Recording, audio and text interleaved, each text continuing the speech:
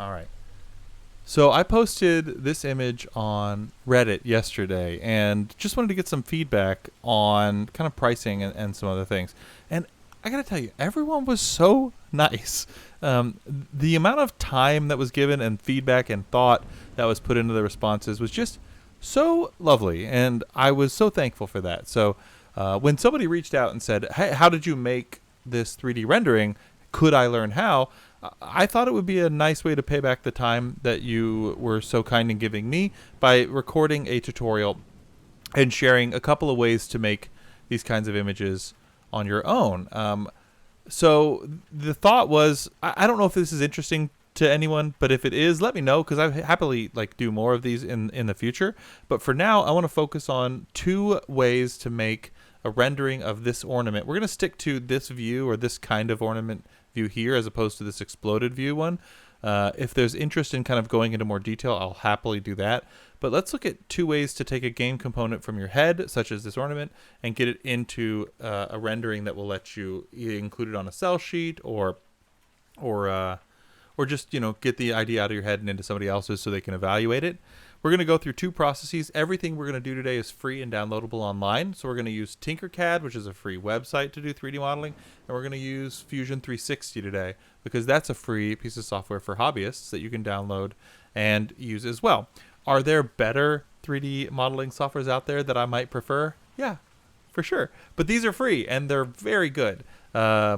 There's some trade-offs for Tinkercad because it's fast and easy, but Fusion 360 you can do quite a bit with. So let's jump in and let's try to create an ornament just like this in both of those processes. And if you're interested and want to see other things made or tutorials done, I would love to do it. You guys have been so helpful to me. I would love to help out as well.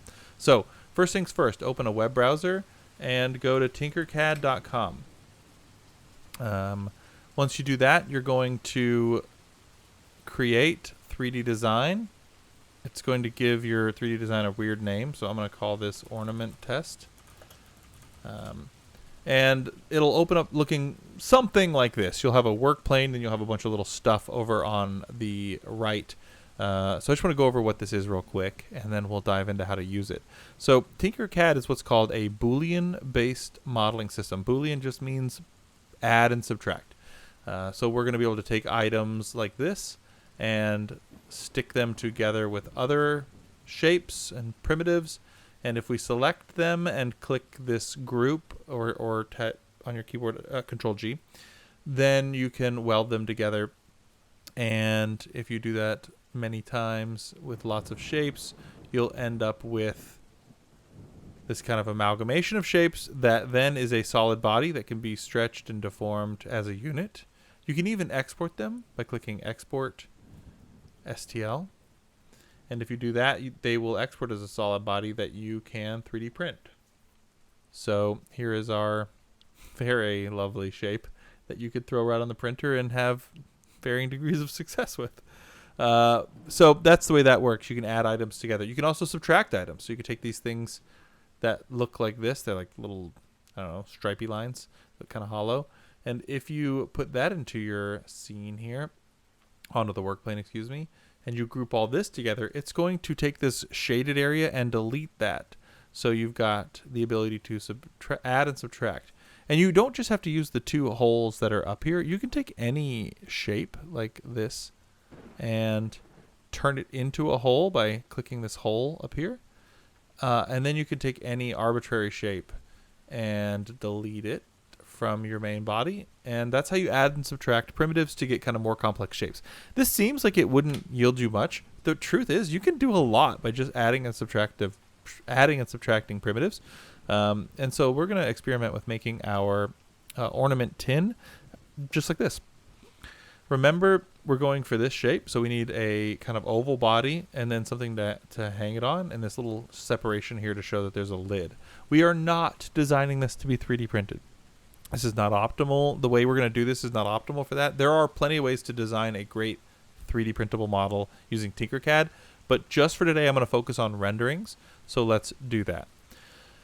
The reason I bring up that we're not doing it for 3D modeling is I'm going to pick some just arbitrary sizes because I don't really care how big it is in the real world. So I'm just going to pick, I don't know, some 50 millimeters by 50 millimeters. And then I'll squish this down a little bit to feel more like an ornament. Now, it's got a really kind of low poly series of edges that create this circle. We want to make more edges to make it look more circular. So over here, when you click on the model, you'll see several slide bars. You can go back a little bit and make it even chunkier, or you can slide it all the way to the right and get a rougher approximation of a circle. It's never going to be perfect. Tinkercad, there is a bit of a trade-off of quality for ease of use, but it looks more circular, and that's going to be good enough for us today. So once you've got that done, you've got the sides cranked up, then we're going to crank up the segments. Just like, actually, let me show you this first. Let's crank up the bevel, because we want to get this kind of rounded edge. So we're going to crank up the bevel all the way. And you see how it just kind of cuts a chamfer? Similar to sides, how we can increase the resolution of the sides, we can increase the resolution of that bevel by increasing segments. So we're going to increase segments to the max, bevel to the max, and sides to the max, which gives us this kind of like pill-shaped object, which like gets pretty close to this. So we're going to call that good. Now we need to add in the, I'm going to say that's a finial. Some way of a ball hangy string holder. I'm going to call it a finial. We're going to add that in, and the little lip here to show that there is a top and bottom. Let's do the lip first.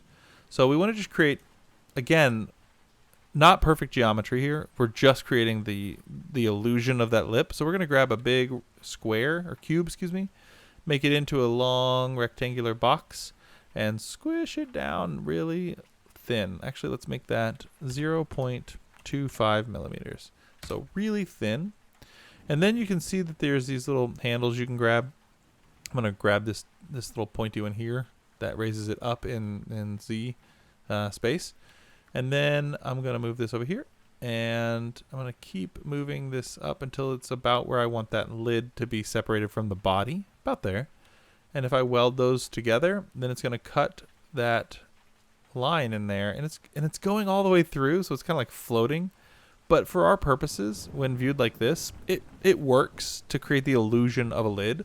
So we're gonna say that's good enough. Now we need to make our little finial.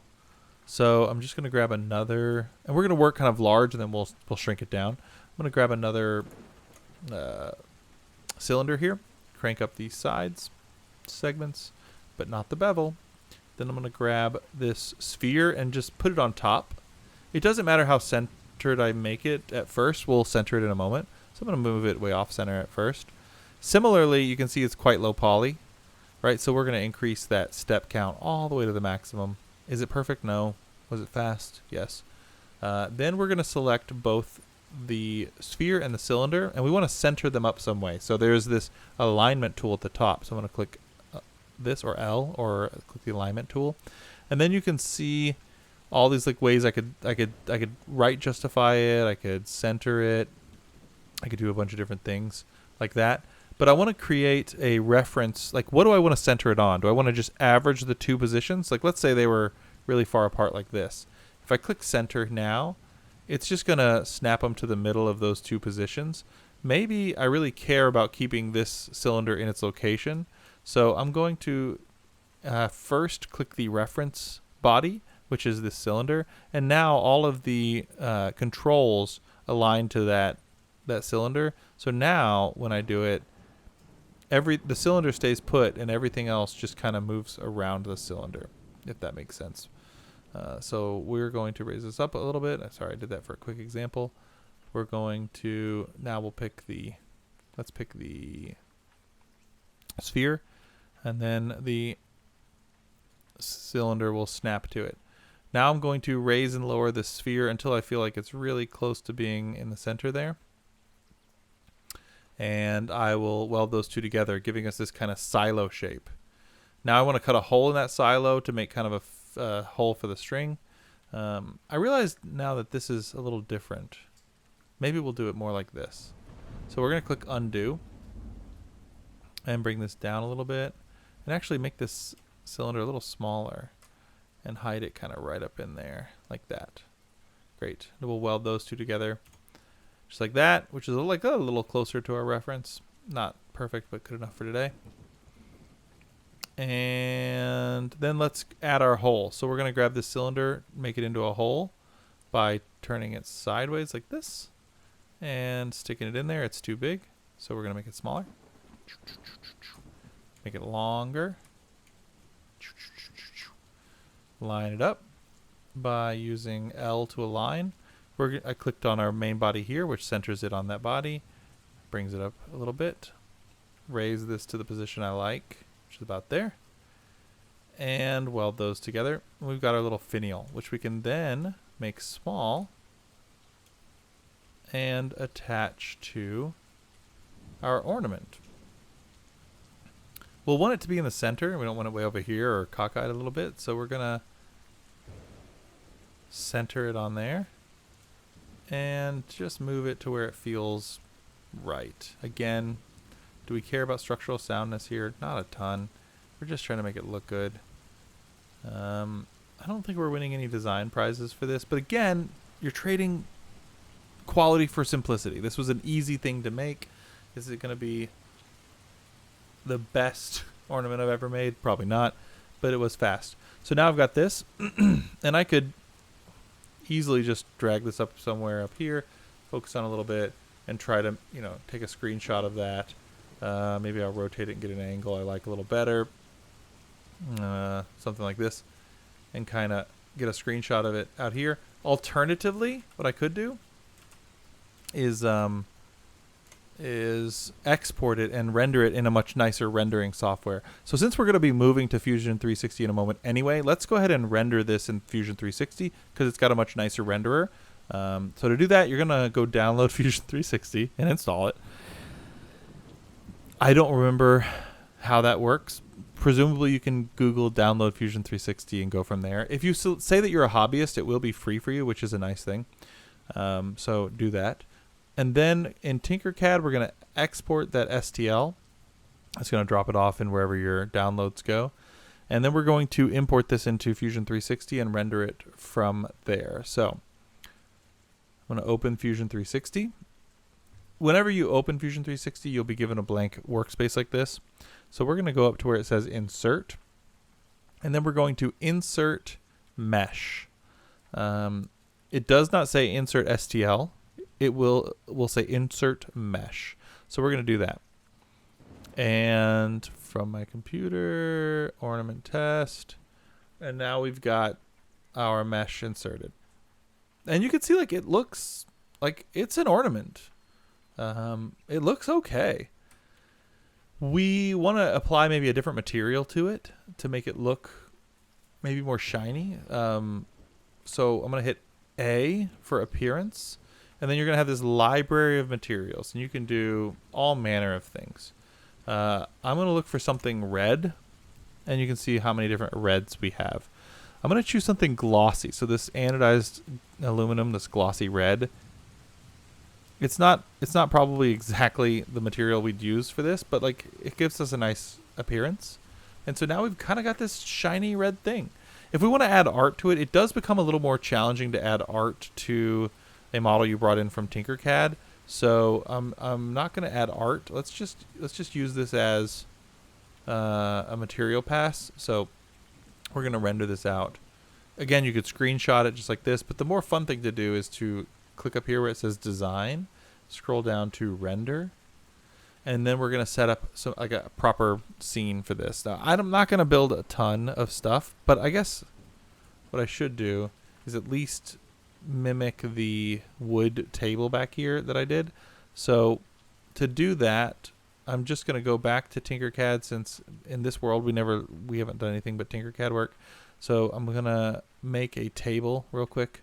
And by table, I mean just big flat surface, and make it kind of small. And then I'm just going to export, just this big flat surface. And then insert my mesh, and I'm going to insert that big flat surface. I'm going to move it just below our ornament. And I didn't take a lot of time to make sure it was scaled appropriately, but basically I'm going to go back into appearance here, and now I'm going to look for something wood. Maybe this 3D, let's see, cherry sounds nice. 3D cherry. There we go. Now I can, again, take a screenshot of that if I like it just like this, but more interestingly, I could render it. And once we're in our rendering environment, let's just go up here to this little ball and box. It's the setup window, and let's change a couple things. Let's change our aspect ratio to, I don't know, 5:4, maybe even square, something like this. Now as I zoom in, I can probably fill the frame. I didn't plan very well. I didn't make this very big, but I could probably fill the frame with most of that table. It's probably good like that. Maybe a little more angle. Ooh, that was good. Okay, yeah, so there we go. And I could change the lighting, like if I want like a different environment or whatever. You could do all kinds of different stuff with the lighting. I think I like this photo booth a lot, so I'll do that. And then we're just going to click render.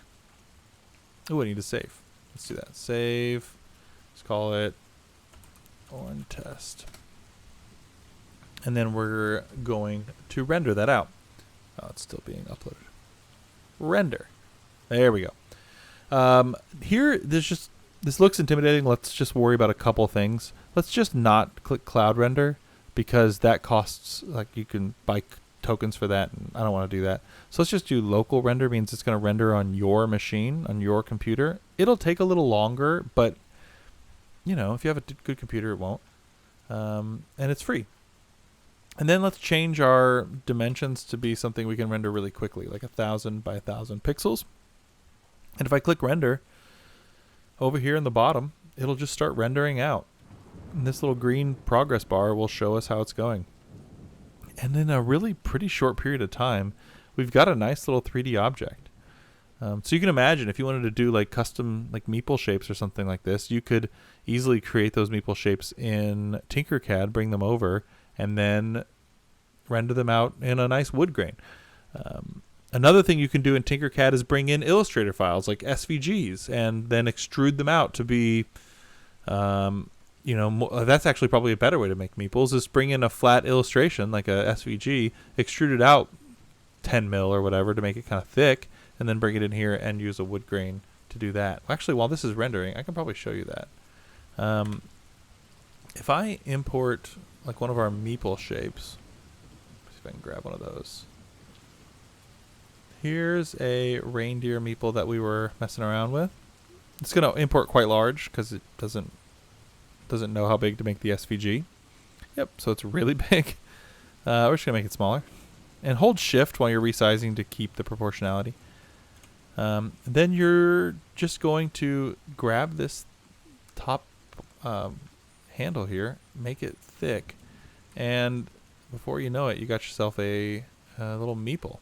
You can export that as an STL, and you can bring that into your... Oh, this is done rendering. We'll look at that render in just a minute. Then you can bring that in by going Insert Mesh again. Bring that... oh, did it not export? Uh-oh. It froze up. Well, you get the idea. You would bring it in the same way and just render it out with the texture you want by using A for appearance and putting some wood on it. All right, let's go to our render tab and let's look at our final rendering. So it's completed. It looks pretty darn good for very little effort. And I'm going to bring up the full version of the file here at full, like 1,000 by 1,000 pixels. And like, not bad for a very short amount of work. You've got something that would fool a lot of people as looking like you took some time on it. Took a couple minutes. All right. I'm realizing how long this video's gone already. Let me just show you the way to do the same thing in Fusion 360. It's about the same amount of time, but it's all in one environment. So I'm going to create a new document. I'm going to save this new document as Orn Test 2. And we're going to do that same creation process in Fusion 360. The nice thing about Fusion 360 is we're going to get some more options as well for how to decorate it. We're going to be able to add art and some other stuff as well here. So the first thing you do in Fusion 360, everything in Fusion 360 operates from sketches on. So you're going to go up here to this little box with a green plus, and you're going to click there. Then you're going to click this bottom plane to just draw on the ground. So before we brought in 3D shapes and then added and subtracting them. Now we're going to bring in 2D shapes and then make them 3D, and we can manipulate them that way.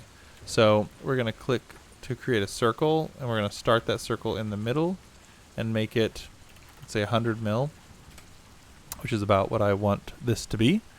Then I can go up here in the modify, and this little offset tool looks like a U with a blue around it. We're going to click that and then click our edge and bring that in by basically it's offsetting that value. So if I made it big, it'd be a big offset. If I brought it in, it'd be a smaller one. So I'm going to do a negative, let's say 3 millimeter wall. I think I want the walls to be generally 1.5 millimeters here, but because I'm going to create an inset in a minute, I'm going to make this one twice as big. So let's do 3 millimeters. Then I'm going to click Finish Sketch. And then I'm going to go over here to this Extrude button up here and click Extrude. And I'm going to select the areas I want to extrude, which is everything. And then I can drag this handle up or down to extrude to make my cylinder. I'm going to drag it down to negative 1.5 millimeters. And you can see pretty quickly I've got a disc that will be the bottom of our tin. And then I'm going to go and turn on that sketch we just made by clicking over here, the little eye icon there, and then extrude again. And I'm just going to grab this exterior ring, and I'm going to bring that up to make the walls of our tin. And let's see, how big did I make that? I wasn't keeping track. 30. Let's make it 35. 35 millimeters there. Great. So that's the walls of our tin. And now I'm going to create another sketch. Clicking the sketch button again. And just select this topmost layer. And I'm going to sketch on that top layer. So now I'm drawing on just this top layer up here. And everything I draw will be fixed to that. So the next step is to now create a little inset for our lid to live on. So I'm going to project by hitting the letter P and project some geometry into our sketch. I could just redraw those circles again, but I've already drawn them once, so I'm just going to project them by hitting P and then clicking the thing I want to project, and then OK. And what that does is if I turn off that bottom body, you can see my sketch preserved all of my circles by just projecting them up. Saved me a step. So now I can use that same offset we did when we made it 3 millimeters. We're going to do that again. We're going to click our outer wall, and now we're going to drag it to be half the distance between these two walls, which we know since it was 3 millimeter wall. We're going to do negative 1.5 millimeter thickness there. And we're going to finish our sketch.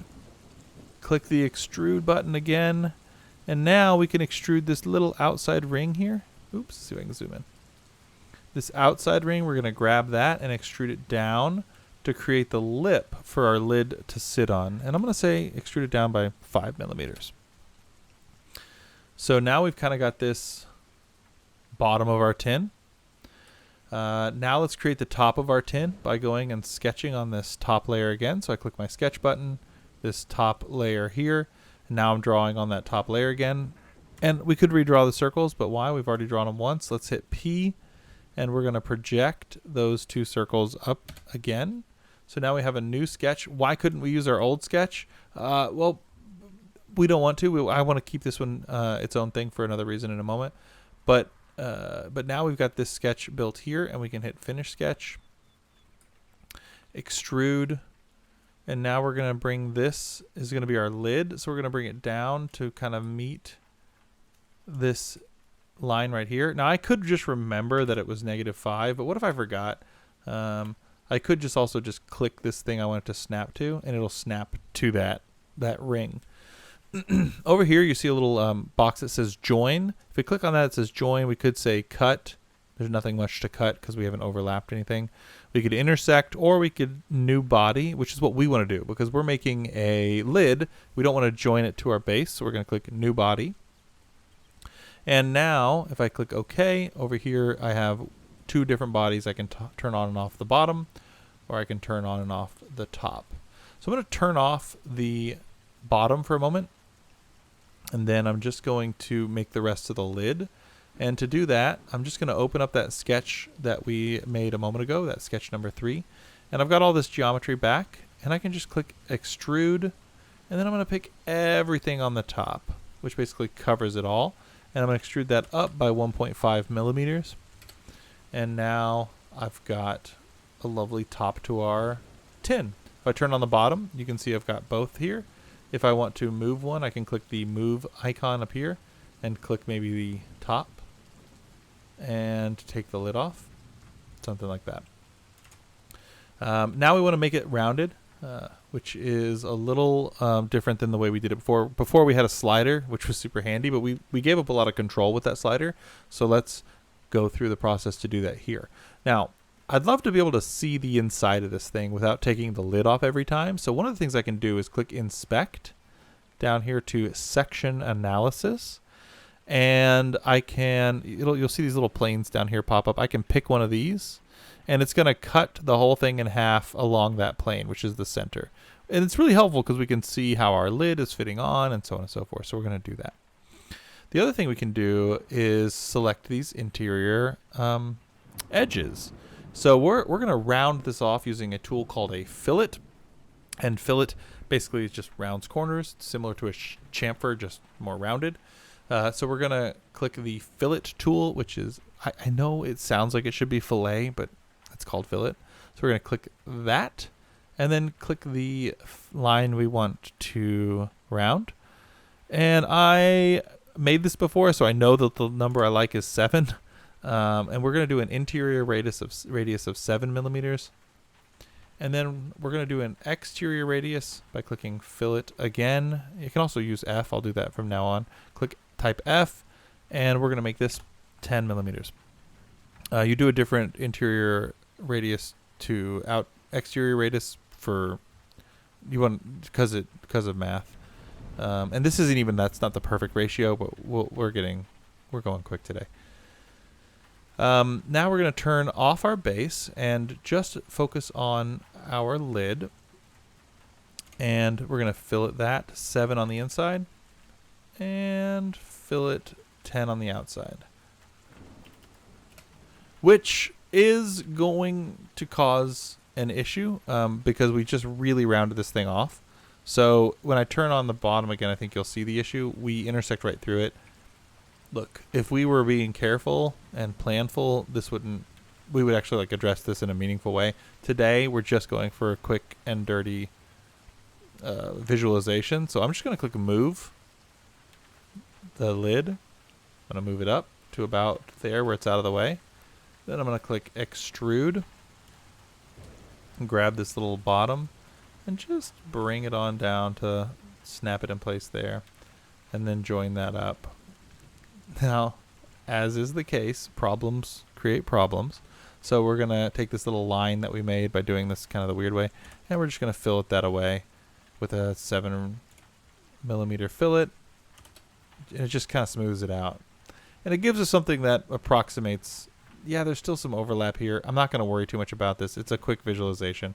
If I turn off my analysis, you can see it looks very close to where we were over here. So that's what we're going to stick with today. And if you want to, for illustrative purposes, raise this up a little bit to just show what it's like, you can absolutely do that. Then we just got to make a finial. So to do that, we're actually going to close the box for a minute. And we want it to be between the two, halfway between the top and bottom. So we're going to click construct midplane. And then I can click any two faces, and it will give me a drawing surface that's exactly halfway between those two surfaces. So I'm going to click this one, and then it's going to give me this kind of orangey drawing surface that's exactly halfway, which is a nice calculation to do for us. So there it is. Then I'm going to click my sketch button, and then I'm going to choose to draw on that surface there. Then for ease of use, I'm just going to project that outer circle for myself so that I've got that geometry for free by hitting P and then selecting what I want to project, which is that outer circle. Now I can draw without everything kind of in my way.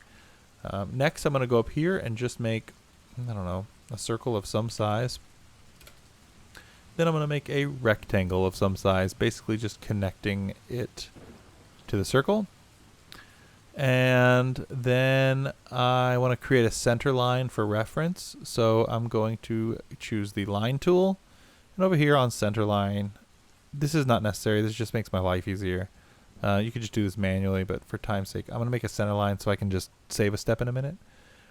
Then I'm going to create an arc by going up to create arc, 3-point arc. The nice thing about a 3-point arc is that you can click its starting location, this corner, let's say, ending location, and then anywhere in here I can create that arc, which I'll do maybe something like that. I could try to redraw that exactly like I just did, or I could click the mirror tool, and because I drew a center line, it knows to mirror everything over the center line. So I can just click whatever I want to mirror, which is this thing, and it automatically mirrors it across the center line, so it saves me a step there. So now I've kind of got the basics for the finial. I want to create the little hole there, so I'm just going to drag this in to be, I don't know, something maybe -3. There you go, which creates a nice little hole. And now I've got this sketch of what I want the finial to look like. How do we bring that to life? Well, we could extrude it, but there's another tool that we have called Revolve, which is really nice. So up here, there's a Revolve tool. We're going to click on that. And then we're going to click on the area we want to revolve, which is this thing. And it's going to automatically revolve around that center line, which is a nice thing to do. And then I'm just going to click OK. It took our sketch away, so we can always turn that back on by going over to sketch and turning it on. And now I want to extrude this bit. So I'll do that. And I'll extrude it out a little bit past, yeah, about there. Now it's automatically trying to cut our workpiece that we had below it. It assumes any intersections want to be a cut, kind of like before when you were creating holes. We don't want to do that. We want to create a new body. So that's better. And also we want to do this in 2 directions. You could just manually draw the bar and then do it again and pull the other side, or you can click direction, symmetric, and it'll automatically do that for you. I'm going to draw it out a little further. There we go. All right, so now we've got this big chunky Fruit Loop, and we're going to use our fillet tool again. So F for fillet, and bring this in, I don't know, 5, fillet 5, which just rounds that off. We'll do the same thing over here, fillet, and hopefully 5 will take. Oof, okay, 5 was a bit much. Let's go 4. Let's go 3. And I'm going to go back in time and make this 3 as well.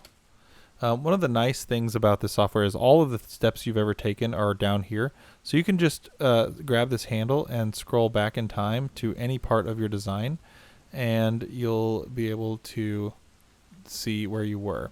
So if I go all the way back to the beginning, I can literally get back to just this box the way it was, and I can fast forward through time.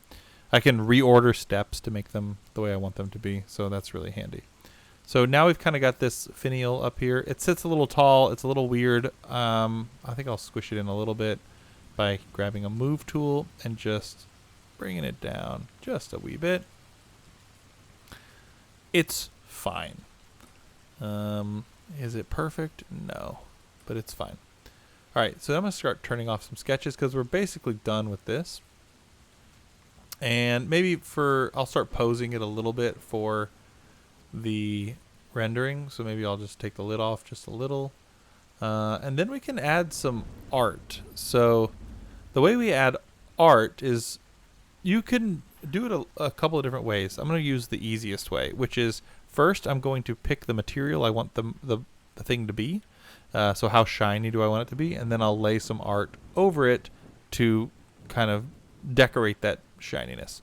So I'm going to go into material and pick chrome because that's pretty shiny. Just drag that on to the different bodies. And then up here, I believe, yeah, we have that a different color. So I think I'll just grab that same red we did earlier, that aluminum, stick it on there and on there. And then this I will decorate to get that green color. I just have a Photoshop file that is that image of that little reindeer. And I saved it out as a PNG. So we're going to just slap that on here and stretch it to fit on the tin. So to do that, I'm just going to click Insert, Decal. A decal is, you can take a PNG of any kind and just, it'll follow the curves of the body you put it on. So let's click Decal. And I'll have to go down here to, let's see. Where did I have that? There we go. So I've got decal 1 chosen. Which face do you want it to go on? Oh, I'm just going to put it right there. Take a second to load up, and then you can see we've got our little reindeer. Now he's upside down, so let's flip him right side up. And we're going to just drag this size bar to make it big. And what's interesting is you'll notice as we do, it wraps around even to the inside. So it's a really fast and easy way to apply art to your model. Just stick a decal on it. Oops, it's a little big. Just like that. And that's pretty good. We'll do the same thing over here. So insert decal. And we'll go try to find... I have one that's just that green color. I think this is it. And then which face would you like it on? I'd like it on this face, please. And this one I just make really big. I don't know. Something to cover all the inside. Ooh, I didn't even get all the insides. Let's get that. Really big. Cool. So there you go. We've got kind of the painted tin now. And it looks pretty good. I think I'll move this over just a little bit. So maybe like that. And then we'll go into render. Same process as before. We'll click our scene settings. Make it, I think I'll go with this one now. I didn't put the wood down behind us. Maybe we can do that real quick. Because I can show you how to do that in Fusion as opposed to bringing in the STL. So same way we've been doing everything. We draw a picture, we extrude it. We're going to click to draw a sketch. We're going to draw it on the bottom of the ornament. We're going to grab a rectangle and just make a great big old rectangle. Then we're going to extrude that rectangle down, I don't know, 1 millimeter. And we don't want it to be joined. We want it to be a new body because we want it to take its own material. And then we'll just, A, for appearance, look for a wood we like. What did we do last time? Cherry? That was nice. Grab that. And then now we can go back to render. Did I click it? Render. Render. There we go. And we can render out our ornament like this. Just like that. We could change the lighting. We'll go into environment. Maybe something like that. Another thing you can do when rendering is you don't have to have this background. We can render it without a background and it just be a PNG with a blank background. And your item is just floating, which is really great for cell sheets if you don't want to have to cut the background out. So like for instance, if we just killed this wood, when we go to render, we could just click transparent background and it would just be floating. In fact, let's do that since we've already done one with the wood. Let's make our size a little more palatable for the time we have today. If we made it bigger, it would just take longer to render. And then let's click render. Local. Remember, we set to local render because if we don't, why is it saying gallery not found?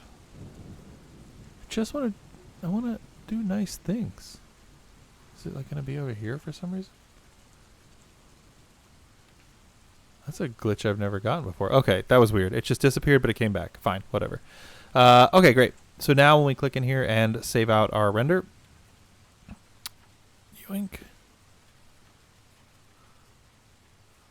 Here we go. So it's now on a transparent background, so we can easily manipulate that and add that to a cell sheet or something like that. But like, honestly, pretty close to what we started out as our goal. Where were we? Here? Let's try this. That's what we were aiming at. And that's where we got. So you can see it's like, 6 of one. Half dozen of another. It took a little extra time on the fusion side of things, but it's not terrible. It's really approachable, and you can do so many things with just these really simple techniques. Draw a 2D shape, extrude it out, or revolve it around something. Draw another 2D shape, extrude it out, or revolve it, and you can kind of get all the things you want to build that way. So if this is interesting, please let me know. I'd love to help out in any way I can. Certainly the Reddit community has been so kind to me as we're working on our project. So if there's anything I can do to help as you work on yours, please let me know.